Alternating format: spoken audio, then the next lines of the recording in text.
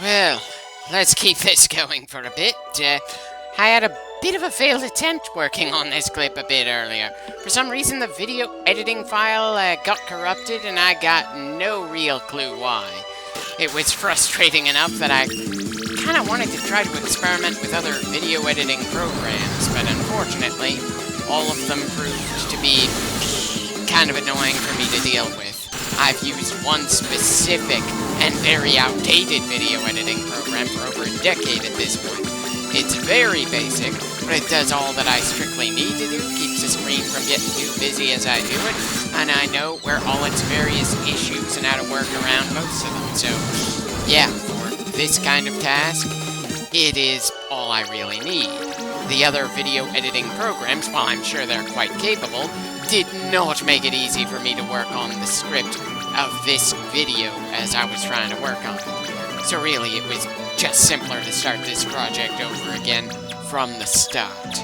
And since I'm not 100% sure which part of fiddling around with splitting the video up several times over and messing around with the speed at various points might have corrupted things, or if it was just bad luck, I'm gonna be a bit more cautious this time. So if it ends abruptly, it's because I just decided that wasn't worth the risk. I have absolutely no clue if I'm gonna make that kind of caution my new normal from here on in the rest of these videos. I just know that this one has made me kinda paranoid. Anyway, on to our second boss fight in the actual definitive final dungeon of the game. We seem to have a three-headed dog here, and sadly enough, not even a good-looking three-headed dog. Seriously. We've had thousands of years of artwork for Cerberus, and this is the best that they could do? Two heads awkwardly placed at the beast's left shoulder, and none on the right. It also looks oddly thin and small to me, but maybe I'm just nitpicking. Certainly feels easy to be nitpicky around here, considering we're fighting some version of a Guardian of the Land of the Dead as a boss fight, but the actual representation of death from the same mythology was a random encounter much earlier in the massive gauntlets just to get here. The monster designs in general aren't all that good in this game in particular. Hopefully that's only going to be a problem for me with Final Fantasy III and not the rest of the franchise.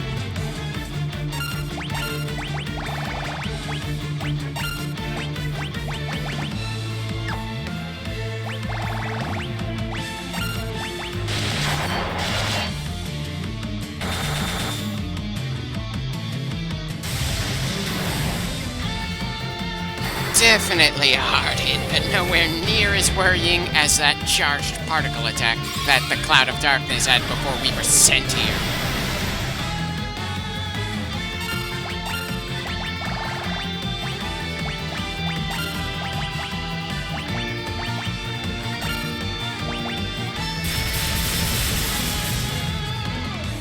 Well, I suppose I should start feeling more worried about Carmine at the moment.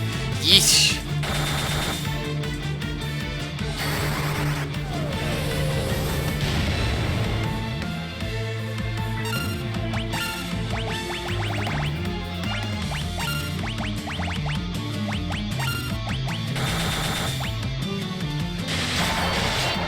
I'm not even sure why I hit the auto battle button there. It's just not the sort of thing you should do in an outright boss fight, unless the boss is painfully repetitive and not all that much of a threat in the first place.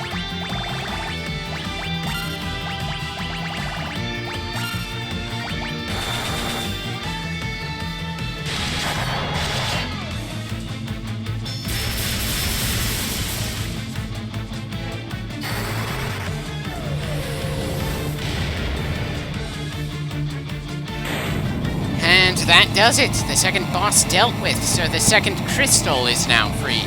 2 more to go after this, and we'll deal with the final boss and finish things off for this game. Again, we're so painfully close to the end that I can practically taste it, but there are a painful number of things meant to slow us down and drag out the final section of the game. And good God, the pacing for the ending of this game is pretty bad no matter how I look at it. Ugh. as a side note, I know it's a minor thing, but I was kind of hoping that the Warriors of Dark would look distinct from one another. Maybe show each of them being a different class, since the Heroes of Light are all different classes at the moment. I know, probably asking for too much, but still.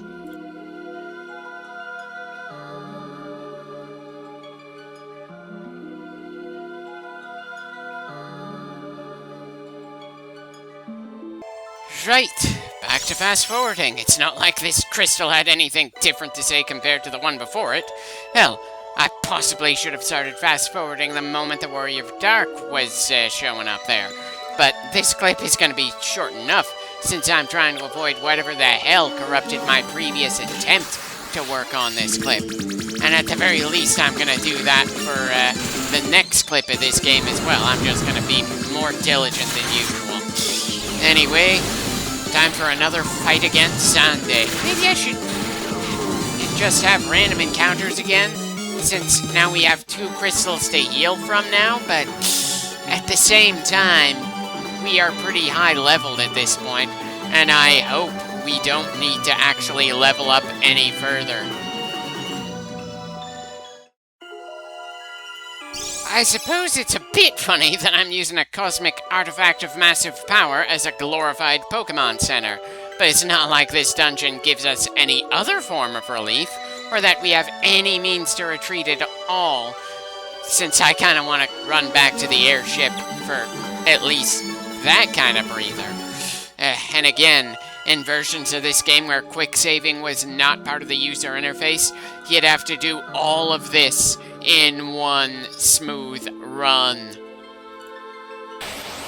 Now that I think about it, this is the point when the previous attempt to work on this clip ended up failing on me. Maybe I can actually include the next bit of raw footage in this clip to make it a healthier length overall.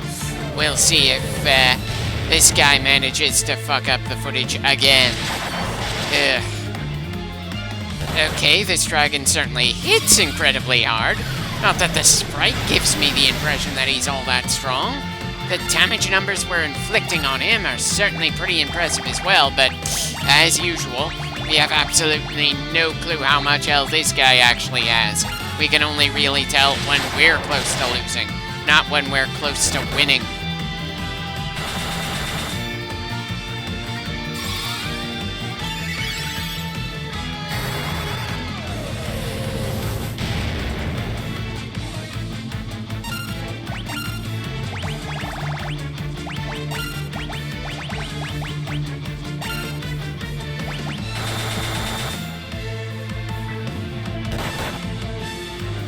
Bloody hell, Carmine couldn't have survived that even if he was at maximum health. That was just downright brutal. And I'm suddenly getting the impression I'm just plain not prepared for this boss at all. How? How the hell are you supposed to prep for this thing? And now Azul has been one shot. Oh dear. Does anyone else smell a full party wipe in our near future?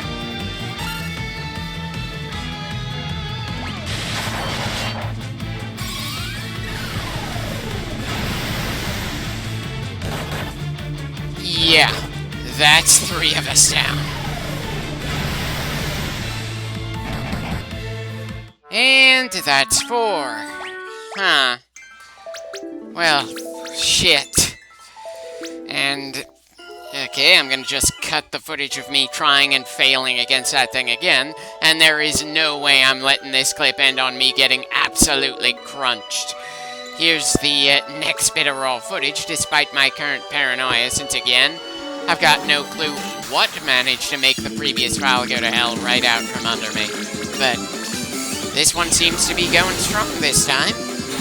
Anyway, we have another fight against Xande. Do any of the crossover games even acknowledge Xande as a Final Fantasy villain? Hold on, let me look that up.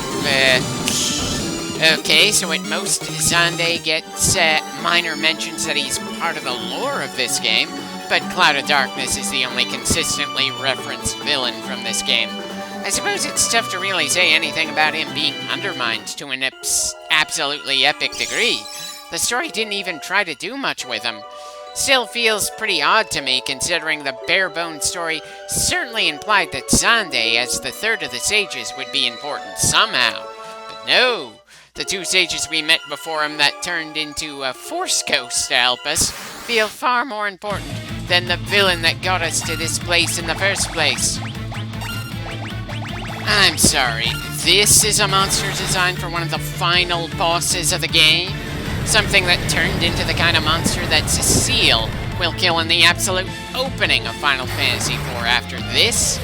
Sure, he's opening up the fight with a meteor shower, but dear God, I swear, none of the monster designs around here are anything worth respecting.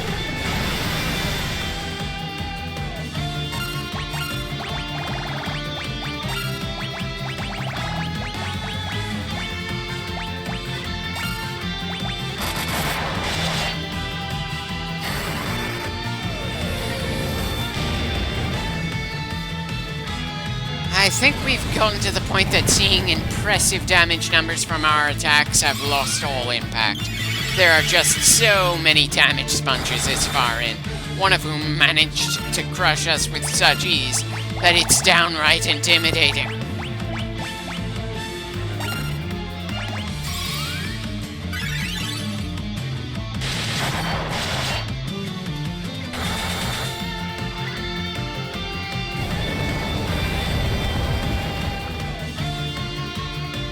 Well, so long as those are the kinds of damage numbers that Ahriman is willing to throw at us, he's gonna be something we can handle. That two-headed dragon is something I'm not looking forward to dealing with again, but I don't think we're gonna have much of a choice in the matter. Anyway, looks like this guy tried to heal in order to keep the fight going, but unfortunately for him, he's losing far more health than he can possibly recover per round around here. And while part of me wants to feel sorry for him, it's hard to, since it's not like this guy seems to be in any way sentient. Certainly no amount of conversation from him as he's fighting us. Seriously, what is the relationship between the Cloud of Darkness and the bosses that are ready to fight us at each of the Dark Crystals? And why the hell did Ahriman get 2 turns right then? I should not be so confused what determines who moves when, as we're fighting through the final section of the final dungeon of the game.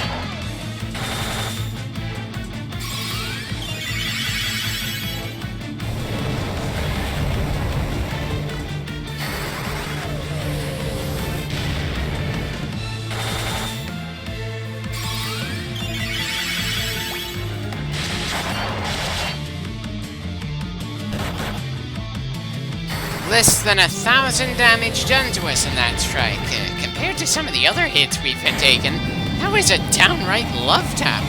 And good God, that boss did not last long at all. What, have I been fighting them in the wrong order or something?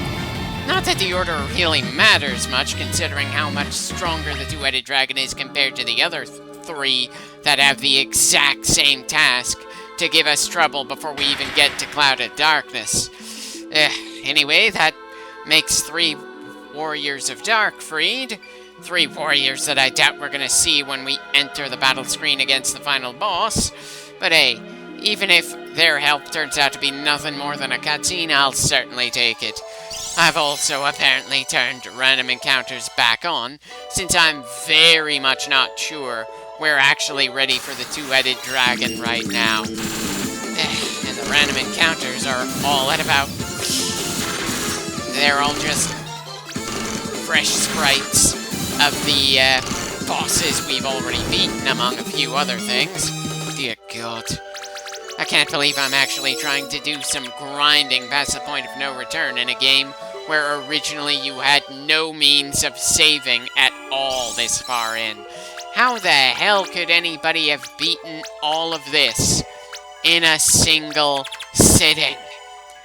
While Final Fantasy IV certainly had a gauntlet, it was never absolutely this bad, and the difficulty spikes across that game never felt as insane as what Final Fantasy III has thrown at us.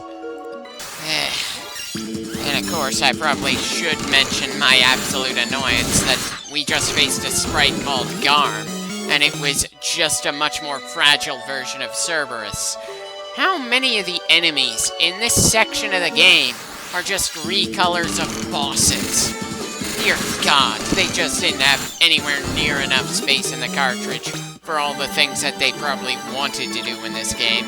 And it's not like they had the writing skills to make up for how oddly crunched and designed everything feels around here.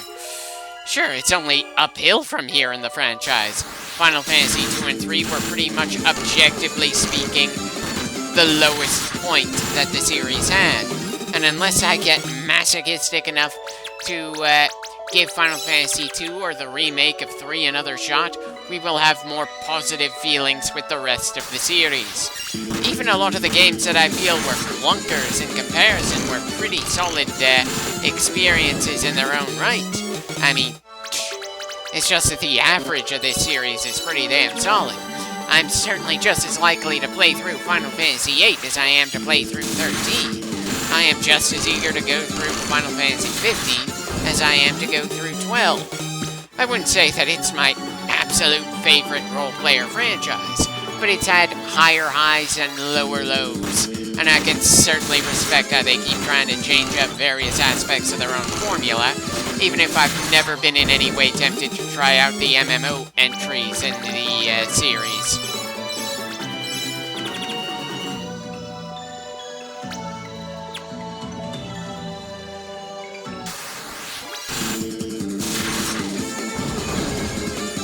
Is Earthquake supposed to be more powerful than Quake? Does it even matter when we're apparently so strong that even the world's serpent Jormungand has no chance against us this far in?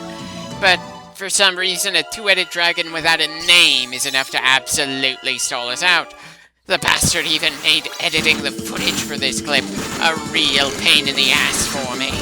He was the point when things started getting glitchy as hell when I tried to come up with commentary for this clip the first time, and I had to restart the attempt simply because the file got corrupted somehow at his point. And I've got no clue how I'm supposed to deal with that guy, no matter how I look at him. Sure, he's not as terrifying as Cloud of Darkness taking us out in a single party-wiping shot, but still, he can one-shot our team one by one. That is not something you shrug off.